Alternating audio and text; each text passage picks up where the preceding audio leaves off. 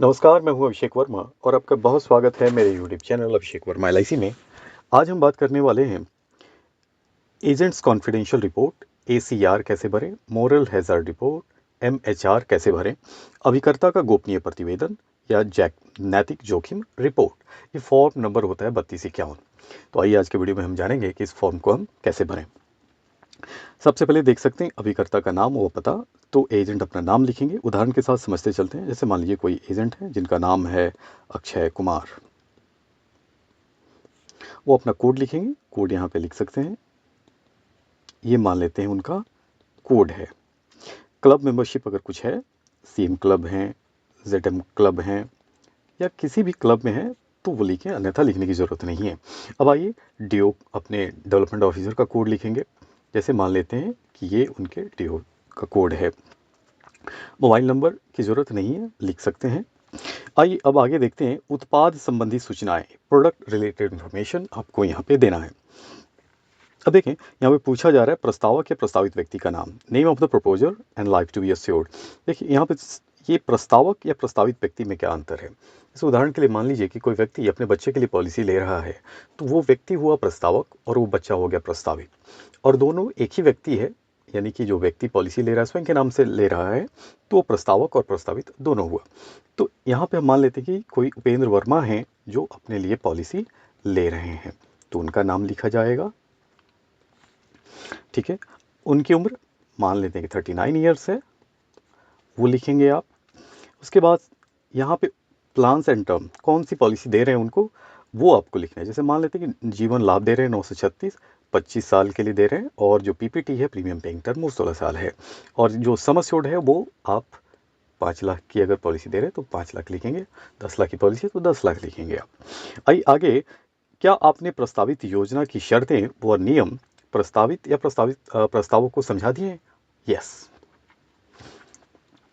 दूसरा है प्रस्तावित योजना प्रस्तावक और प्रस्तावित व्यक्ति के बीमा के उद्देश्यों से मेल करती है? यस। आप हिंदी और इंग्लिश किसी में भर सकते हैं। उसके बाद है have you provided the benefit illustration statement of the proposed plan to the proposer और लाइक टू बी अस्योर्ड। जो जो हितलाभ उदाहरण विवरण है, जिसको हम बीआई स्टेटमेंट या बेनिफिट इलस्ट्रेशन स्टेटमेंट कहते हैं, वो आपने उनको उपलब्ध करा दिया है? यस। तो आइए जान लेते हैं कि ये बीआई क्या होता है, बेनिफिट इलस्ट्रेशन क्या होता है। ये एक स्टेटमेंट है जो पॉलिसी होल्डर का जो पैसा है, वो जो पैसा इन्वेस्ट हो रहा है, वो उसका प्रीमियम क्या वो दे रहे हैं, प्लस उसमें क्या जो बोनस है वो कैसे इंक्लूड होगा over a period of time. ये आपको जो प्रोजेक्शन है, फाइनेंशियल प्रोजेक्शन है, वो दिखाएगा year by year until maturity. वो दिखाएगा कि ये उनको बेनिफिट मिलने वाला है। तो ये स्टेटमेंट इस तरीके से निकलता है। आपको लिखना है कि हाँ, ये उपलब्ध करा दिया गया है। अब आइए देखते हैं इन्फॉर्मेशन अबाउट द प्रपोजर और लाइक टू बी अस्योर्ड। उनके बारे में जानकारी आपसे पूछी जा रही है। आप प्रस्तावक और प्रस्तावित व्यक्ति को कितने समय से जानते हैं? आप यहाँ पे जितने समय से जानते हैं लिख सकते हैं, लेकिन आप ऐसा लिखें फॉर द लास्ट 6 मंथ्स।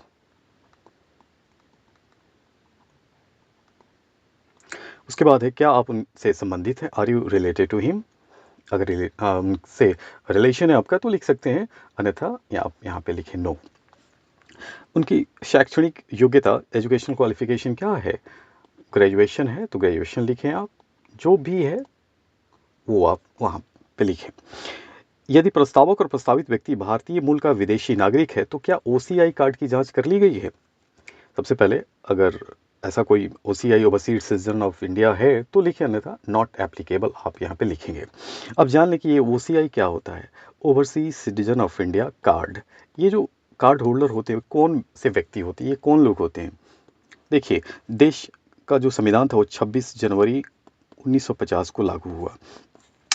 अब ऐसे व्यक्ति जो इस समय नागरिक थे, सिटीजन ऑफ इंडिया थे, यानी कि भारत के सिटीजन थे, या उसके बाद भारत यानी कि उसके बाद उनका जन्म हुआ, ऐसे व्यक्ति, या ऐसे व्यक्ति जो उस समय इस टाइम पे 26 जनवरी 1950 को सिटीजन बनने के लिए एलिजिबल थे, ऐसे लोग ओसीआई कार्ड होल्डर हो सकते हैं। या ऐसे व्यक्ति जो किसी ऐसे टेरिटरी से थे जो बाद में, इस टाइम के बाद में भारत का हिस्सा बन गया, तो ऐसे लोग जो उस समय भारत के नागरिक थे या बन सकते थे, बाद में विदेश चले गए, तो ऐसे लोगों को भारत सरकार ओसीआई कार्ड देती है। और इसके कुछ बेनिफिट्स हैं, जैसे उनको मल्टीपर्पस वो इंडिया में एंट्री कर सकते हैं, मतलब इस पर्पस से, अलग अलग पर्पस से। जैसे हम विदेश जाते हैं तो कोई किसी को टूरिस्ट वीज़ा मिलता है, किसी को एजुकेशन के लिए वीज़ा मिलता है, किसी पर्पस से आप उस देश की यात्रा कर सकते हैं। यहाँ पे मल्टीपल पर्पस के लिए आप इस देश में आ सकते हैं, यानी कि ओसीआई कार्ड होल्डर्स जो लोग हैं मल्टीपल पर्पस के लिए आ सकते हैं। उसके बाद से वो मल्टीपल टाइम के लिए भी आ सकते हैं, यानी कि जितने भी समय के लिए चाहें वो आ सकते हैं। ऐसा नहीं कि आपको इतनी बार ही आना है, ऐसा नहीं। तो मल्टीपल एंट्री है, मल्टीपर्पज़ के लिए आ सकते हैं। उसके बाद से लाइफ लॉन्ग उनको वीज़ा मिला हुआ है, तो बहुत सारे बेनिफिट्स हैं। वो इंडिया में वो रेसिडेंशियल प्रॉपर्टी भी खरीद सकते हैं। तो नॉट एप्लीकेबल यहाँ पे लिखना है आपको। उसके बाद है कि क्या प्रस्तावित व्यक्ति या उसके परिवार का कोई सदस्य भारतीय रिजर्व बैंक के दिशा निर्देशों के अनुसार राजनैतिक रूप से जोखिमपूर्ण व्यक्ति है? नो। अब ये पॉलिटिकली एक्सपोज्ड पर्सन, ये जो राजनीतिक रूप से जोखिमपूर्ण व्यक्ति होते हैं, ये कौन होते हैं? और देखिए यहाँ पे लिखा गया है कि as per RBI guidelines PEPs are the individuals who are or have been entrusted with prominent public functions in a foreign country. किसी विदेश में महत्वपूर्ण सार्वजनिक कार्य उनको सौंपा गया है, तो ऐसे लोगों को हम पीईपी मानते हैं। और ये पीईपी के बारे में पूछा क्यों जा रहा है? क्योंकि इतने महत्वपूर्ण पद पे ये लोग होते हैं, करप्शन में, ब्राइबरी में इन्वॉल्व होने का चांस रहता है। तो क्या इस पैसा जो इनका है, क्या इस तरीके से आ सकता है? क्या ये इस फॉर्म के माध्यम से जानने की कोशिश की जा रही है। तो आपको यहाँ पे नो लिखना है। आगे बढ़ जाएं। क्या आप संतुष्ट हैं कि प्रस्तावक या प्रस्तावित व्यक्ति किसी आतंकवादी गतिविधि से संबंधित नहीं है? आप संतुष्ट हैं तो यस लिखें, या लिख सकते हैं कि मेरी जानकारी में नहीं, not known to me, not known to me. Whether KYC or PMLA norms are fulfilled for the proposer? Yes. ये KYC क्या होता है? Know your customer, अपने ग्राहक को जानिए। PMLA prevention of money laundering act. उसके बाद है अभिकर्ता के द्वारा फाइनेंशियल असेसमेंट किया जाना है उन व्यक्ति का जिनकी पॉलिसी वो कर रहे हैं। आय का वास्तविक स्रोत क्या है? वो सर्विस करते हैं या उनका कोई बिजनेस है, तो ये आपको बताना है। इससे क्या इनकम होता है उनको, ये आपको मान लेते हैं 2.5 लाख का पर एनम उनका इनकम है, तो आपको लिखना होगा। HUF से क्या आय है? नील। हिंदू अनडिवाइडेड फैमिली से उनकी आय नील है। अन्य स्रोतों से इनकम थ्रू अदर सोर्सेज नील। तो ये इस तरीके से आपने भर लिया।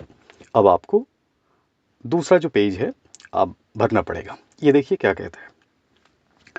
Mention the proof of income verified by you in respect of income stated above. ITR, form 16, form 26 AS क्या है? अगर मान लीजिए कि ITR है तो ITR लिखेंगे। या ITR कितने साल का है? 3 years का है। फॉर्म 16 है तो फॉर्म 16 आप लिखेंगे, और नहीं है तो यहाँ पे नो लिखेंगे कि हाँ ये फॉर्म उनके द्वारा नहीं दिया गया है। जनरली होता ये है कि जब हाई सम एश्योर्ड की पॉलिसी होती है तो ITR वगैरह इसकी ये रिक्वायरमेंट होता है। बैंक खाते का विवरण, अगर पासबुक वगैरह दिया गया है तो यहाँ पे आप लिख सकते हैं कि हाँ पासबुक उनसे लिया गया है। Salary sheet with appointment letter और salary certificate issued by the employer, ऐसा कुछ है तो आप यहाँ पे लिख सकते हैं कि हाँ सैलरी स्लिप लिया गया है। ये मैं बता रहा हूँ कि जब high sum assured 5 lakh 5 lakh में तो इसका रिक्वायरमेंट नहीं है, लेकिन हाँ अगर 15 लाख 20 लाख की पॉलिसी है, 25 लाख की पॉलिसी है, तो ये रिक्वायरमेंट लग सकता है, ये आपसे मांगा जा सकता है। उसके बाद है कि CA सर्टिफिकेट। जैसे आप कोई टर्म प्लान लेते हैं ना, तो कम से कम तो 25 लाख 50 लाख इसी के आसपास लिया जाता है। तो ITR सिंपली देने से काम नहीं चलता है। उसमें क्या होता है कि ITR CA के द्वारा सर्टिफाइड होना चाहिए, तो ये भी रिक्वायरमेंट होता है। उसके बाद से व्हाट इज़ पैन नंबर, अगर उनका पैन है तो पैन लिखिए यहाँ पे आप। Are you personally satisfied with the financial standing of the proposer or like to be assured and justify the current proposal? जो उनकी वित्तीय स्थिति को देखते हुए क्या आप ये जो वर्तमान प्रस्ताव है औचित्यपूर्ण है? यस। आगे बढ़ते हैं। क्या आपने प्रस्तावक के प्रस्तावित व्यक्ति से पिछली पॉलिसियों की स्थिति पर चर्चा की है और क्या आप संतुष्ट हैं कि विगत 3 वर्षों में कोई भी पॉलिसी कालातीत लैप्स नहीं हुई है। यस। क्या आपको प्रस्तावक या प्रस्तावित व्यक्ति के किसी प्रस्ताव को स्थगित, अस्वीकृत, रद्द या किन्हीं अन्य शर्तों पर स्वीकृत किए जाने की जानकारी है? नो। स्वास्थ्य, आदतों, व्यवसाय इत्यादि के बारे में जानकारी आपसे पूछी जाए, यानी कि ये जानकारी आपको देना है बीमा कंपनी को उस व्यक्ति के बारे में। What is the general state of health of the life to be assured? Good. क्या वो शारीरिक विकृति या मानसिक रोग से ग्रस्त है? No. क्या आपको उसके वर्तमान में या पहले किसी बीमारी या चोट से ग्रसित होने या उसके द्वारा कोई शल्य क्रिया या स्वास्थ्य संबंधी जांच करवाने के बारे में कोई जानकारी है? नो। हाइट कितना? 170 सेंटीमीटर। वेट कितना? 70 kg। Are you aware of anything in the occupation, financial or social position in the life to be assured, or his or personal habits, or any other circumstances which might be likely to add to the risk? No. अन्य कोई जानकारी? No. यहाँ पे अभिकर्ता जो है अपना sign करेंगे, बहुत सिंपल है, MHR फॉर्म भरना, प्लेस और डेट यहाँ पे दे देंगे।